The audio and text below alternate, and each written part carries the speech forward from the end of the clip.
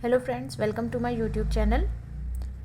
आज हमारी जो वीडियो है वो लेसन प्लान के ऊपर है और इस वीडियो में हम मैथ्स के टॉपिक एक चर वाले रैखिक समीकरण इसके ऊपर जो है लेसन प्लान बनाना सीखेंगे।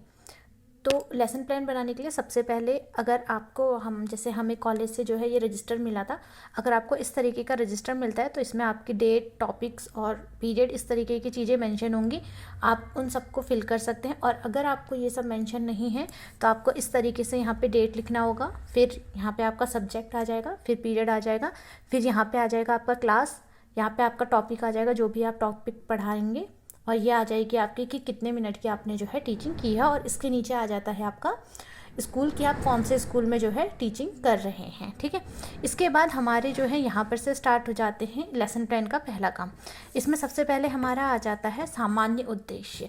तो सामान्य उद्देश्य में आप जो है गणित शिक्षण के सामान्य उद्देश्य लिखेंगे कि गणित शिक्षण में आपको मेनली जो आपको क्या उद्देश्य रहेंगे, आपको इसमें क्या करना है। जैसे कि आपको छात्रों के अंदर जो है गणित के प्रति रुचि उत्पन्न करनी है। ठीक है, और आपको ये बताना है कि आपके आसपास के एनवायरनमेंट में जो आपके स्टूडेंट्स हैं वो किस तरीके से अपने मैथ्स को जो है यूज़ कर सकते हैं।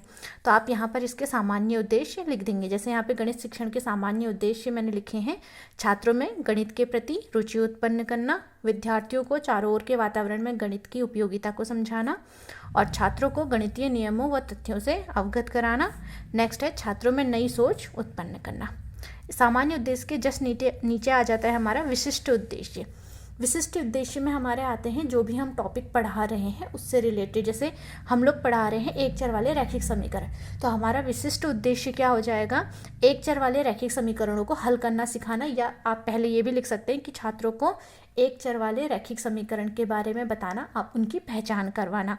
छात्रों को रैखिक समीकरण से पहचान कराना कि आपके रैखिक समीकरण क्या होते हैं और एक चर वाले रैखिक समीकरण आप किसे बोलते हैं, उनके बारे में छात्रों को बताना। इसके बाद नेक्स्ट आ जाता है हमारा सहायक सामग्री। आपको जो भी हमें जो है टीचिंग के लिए नेसेसरी होती हैं, जैसे कि हमारे श्यामपट्ट हो गया, ब्लैक बोर्ड, चौक, डस्टर और आपका बाकी चार्ट वगैरह। अगर आप चार्ट वगैरह यूज़ कर रहे हैं तो चार्ट, कोई मॉडल यूज़ कर रहे हैं तो मॉडल। अब पूर्व ज्ञान में हमारा क्या आ जाता है कि बच्चे हमारे क्या चीज़ पहले से जानते हैं। जैसे कि मैंने यहाँ पे मान रखा है कि हमारे जो छात्र हैं उनको बीजीय व्यंजकों व समीकरणों के बारे में पूर्व जानकारी है, यानी कि छात्रों को वो बता सकते हैं कि बीजीय व्यंजक क्या होते हैं और समीकरण और बीजीय व्यंजक कैसे एक दूसरे से अलग होते हैं। इसके बारे में हमारे छात्रों को जो है पूर्व जानकारी है। तो इसके बाद आपको जो है नेक्स्ट पेज से इस तरीके का पार्टीशन कर लेना है। जैसे यहाँ पे आपकी क्रमशः आ गया, यहाँ पे शिक्षण बिंदु आ गया कि आप कौन सा टॉपिक यहाँ पे पढ़ा रहे हैं, शिक्षण उद्देश्य कि आप जो भी पढ़ा रहे हैं उसका क्या उद्देश्य है। नेक्स्ट आपका छात्राध्यापिका कथनीय क्रिया कि आप जो बोलेंगे, ठीक है, आप जो बोलेंगे। यहाँ पे छात्र कथनीय क्रिया कि आप जब पढ़ा रहे होंगे तो बच्चे उस वक्त आपको क्या जवाब देंगे या उस वक्त वो क्या कर रहे होंगे। इसके बाद नेक्स्ट आ जाता है हमारा शिक्षण विधि कि हम कौन से शिक्षण विधि का यूज़ कर रहे हैं। यहाँ पे आ जाएगा आपका श्यामपट्ट कार्य और मूल्यांकन के आपने जो है ब्लैक बोर्ड में क्या काम करा रखा है, और आप उनको जानने के लिए कि बच्चों को ये टॉपिक आ गया है उसके लिए आप यहाँ पे क्या क्वेश्चन पुटअप करेंगे इसके बारे में। तो सबसे पहले हमारा आता है यहाँ पे प्रस्तावना प्रश्न। ठीक है, प्रस्तावना प्रश्न में क्या आते हैं कि आपके पुराने टॉपिक से रिलेटेड आप क्या करेंगे, यहाँ पे क्वेश्चन पूछेंगे, पुराने टॉपिक से रिलेटेड क्वेश्चन पूछेंगे और उसके बाद आप क्वेश्चनों को इस तरीके से पुटअप करेंगे कि जो है आपका न्यू टॉपिक उसी में जुड़ जाए और वहाँ से आप बच्चों को बताएंगे कि हमारा आज का न्यू टॉपिक ये रहा। तो जैसे हमारा शिक्षण उद्देश्य हो गया प्रस्तावना प्रश्न का, आप अपने कॉलेज के हिसाब से देख लीजिएगा कि आपको प्रस्तावना प्रश्न यहाँ पर लिखने को बोला जाता है या फिर आपको यहाँ पे इसे डालने को बोला जाता है। वो आप अपने अकॉर्डिंग, अपने क्लासेस के अकॉर्डिंग देख लीजिएगा।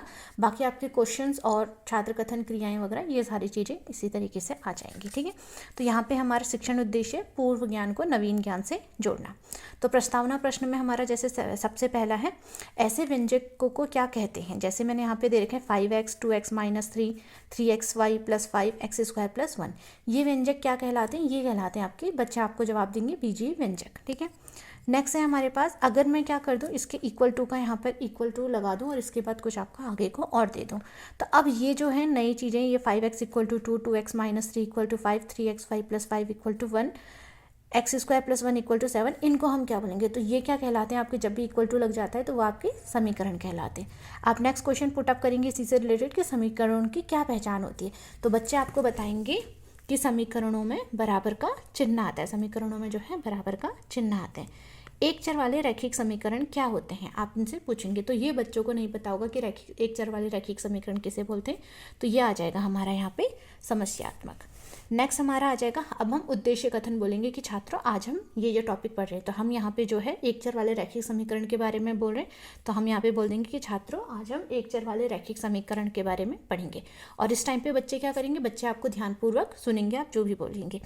अब आप जो है यहाँ पे अपना स्पष्टीकरण देंगे, आप उनको एक एक करके रैखिक समीकरणों के बारे में बताएंगे। तो एक चर वाले रैखिक समीकरण के बारे में आप इन्हें यहाँ पे समझा देंगे, ठीक है। और यहाँ पे जो आपका उद्देश्य आ जाएगा वो आ जाएगा छात्रों को ऐसे समीकरण की पहचान कराना जो एक चर वाले हों, वो साथ में रैखिक भी हों। तो ये जो है यहाँ पर मैंने एक चर वाले समीकरण के बारे में बता रखा है, ठीक है। जब आप इन्हें बता रहे होंगे तब यहाँ पर आपका जो है छात्र कथन या क्रिया, इसमें क्या आ जाएगा कि बच्चे आपको क्या करेंगे, ध्यानपूर्वक सुनेंगे। अब यहाँ पे आपका एक बनता है शिक्षण विधि और शामपट कार्य। तो जो आपका प्रस्तावना प्रश्न होता है ये प्रश्नोत्तर विधि आ जाती है। और यहाँ पे जो आपका ये वाला होता है जहाँ पर आपका ये आप स्पष्टीकरण दे रहे हैं, यहाँ पर आपका हमेशा क्या चलेगा, यहाँ पे व्याख्यान विधि चलेगी। तो आप इस तरीके से एक बार यहाँ पर इसका स्क्रीनशॉट ले सकते हैं।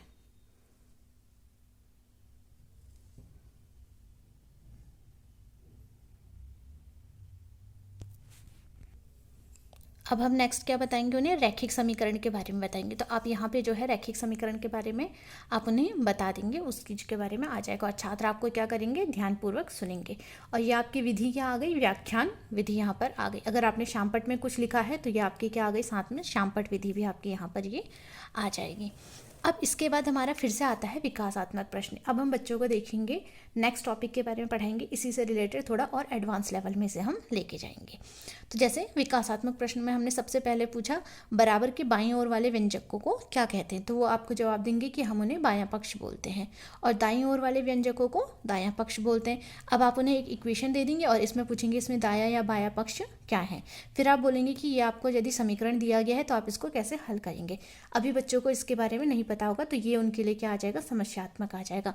और विकासात्मक प्रश्न में यहाँ पर क्या आ जाएगा, विधि आ जाएगी, प्रश्नोत्तर विधि। तो आप इसका भी जो है यहाँ पर स्क्रीनशॉट ले लीजिए।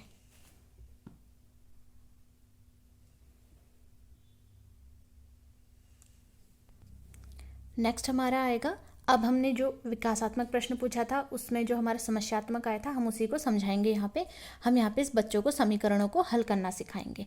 तो उद्देश्य में आपका क्या आ जाएगा, छात्रों को एक चर वाले रैखिक समीकरणों को हल करना सिखाना। आप बच्चों को बताना कि एक चर वाले रैखिक समीकरण किस तरीके से हल करना है। फिर यहाँ पर आ जाएगा इसका स्पष्टीकरण, आप उन्हें समझाएंगे कि आप किस तरीके से उनको हल कर सकते हैं। जैसे बराबर के इस तरफ ये है, ये माइनस में है, ये यहाँ जाएगा तो क्या हो जाएगा, प्लस हो जाएगा। और 21 में आप क्या करेंगे, 9 को जोड़ देंगे। फिर आपका जो है यहाँ पे 5x बचेगा, 5 जो है x के संग गुणा में है, तो ये यहाँ जाएगा तो ये हो जाएगा भागे में। और इस तरीके से आपका जो है यहाँ पर आपका x का मान निकल जाएगा और आपका जो है समीकरण जो है हल हो जाएगा। इस टाइम पे बच्चे क्या कर रहे होंगे, वो आपको ध्यानपूर्वक सुन रहे होंगे। तो छात्र कथन क्रिया में आ जाएगा आपका सभी छात्र ध्यानपूर्वक सुनेंगे, ठीक है। और ये विधि कौन सी आ गई, आपकी व्याख्यान विधि, ठीक है। और इसमें अगर आपने शामपट में कुछ लिखा है तो आप उसका शामपट यहाँ पे बनाकर, ब्लैक बोर्ड बनाकर एक ब्लैक कलर के चार्ट में वो करके यहाँ पर इसे चिपका के लगा सकते हैं। हमारी टीचर ने बोला था कि आप एक ही ब्लैक बोर्ड लगाइए, तो मैंने लास्ट में वो एक ही ब्लैक बोर्ड में आपको वहाँ पे लास्ट में चिपका दिया है, ठीक है। दूसरा, अगर आपका यहाँ पर टीचर बोलते हैं कि मूल्यांकन प्रश्न लिखिए, तो आप यहाँ पर एक प्रश्न देकर उनसे पूछ सकते हैं कि इसका हल निकालिए, तो आप वो आपका मूल्यांकन प्रश्न में आ जाएगा वहाँ पर, ठीक है। नेक्स्ट है हमारा, फिर से हमारा क्या आ जाएगा, विकासात्मक प्रश्न आ जाएगा। यहाँ पर एक इक्वेशन दे रखी है, इसमें मैंने बच्चों से पूछा है कि बायां पक्ष क्या है, फिर दायां पक्ष क्या है, और इसका हल करने को बच्चों को मैंने यहाँ पर बोला है, ठीक है। आप पहले इसका जो है स्क्रीनशॉट ले लीजिए।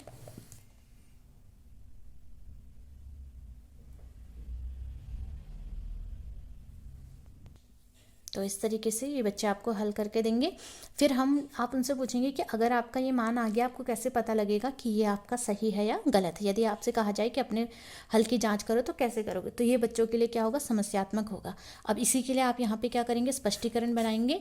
यहाँ का आपका शिक्षण बिंदु में आ जाएगा कि अपने हल की जाँच करना, और उद्देश्य में आ जाएगा छात्रों को सिखाना कि आप अपने हल की जाँच किस तरीके से कर सकते हैं। तो यहाँ पर आपका ये इस तरीके से स्पष्टीकरण आ जाएगा। और जब भी आप यहाँ पे स्पष्टीकरण देंगे तो छात्र क्या करेंगे, आपको ध्यानपूर्वक सुनेंगे। और इसमें आपकी विधि कौन सी आ जाएगी, व्याख्यान विधि आ जाएगी। तो आप इसका भी क्या है यहाँ पर स्क्रीनशॉट ले लीजिए।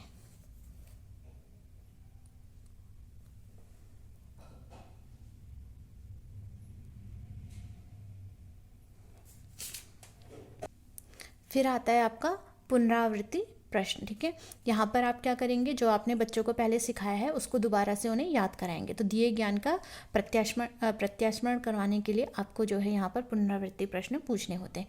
तो ये यहाँ पे पुनरावृत्ति प्रश्न मैंने यहाँ पे लिख रखे हैं। जैसे क्या यह रैखिक समीकरण है, इसमें बायां पक्ष क्या है, दायां पक्ष क्या है, इसका हल क्या होगा और इसके हल की जाँच करके दिखाइए। ये विधि आ जाएगी आपकी इसमें, प्रश्नोत्तर विधि।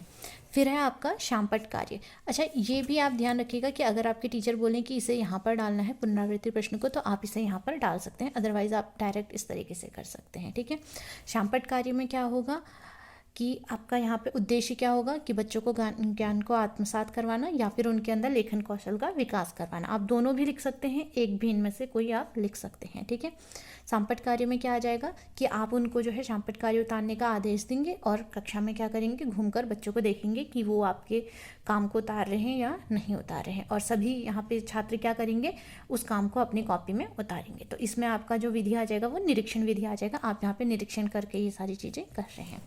इसके बाद आ जाता है गृह कार्य। ठीक है, गृह कार्य हम क्यों देते हैं, ताकि बच्चों को जो आपने सिखाया है वो उनके अंदर सेव हो सके और वो उसे फिर भूले ना। तो गृह कार्य में आप उन्हें कोई भी 2 समीकरण दे दीजिएगा और गृह कार्य देते वक्त आप ये गृह कार्य देंगे और बच्चे जो है इसको अपनी कॉपी में उतारेंगे और इस तरीके से यहाँ पे लेखन आ जाएगा। अच्छा, ये शामपट्ट कार्य में अब यहाँ पर आप क्या है, इसको यहाँ पर एक तरीके से एक इक्वेशन को सॉल्व करके यहाँ पर एक ब्लैक बोर्ड बनाकर उसमें आप यहाँ पे चिपका सकते हैं। तो इसका आप स्क्रीनशॉट ले लीजिए।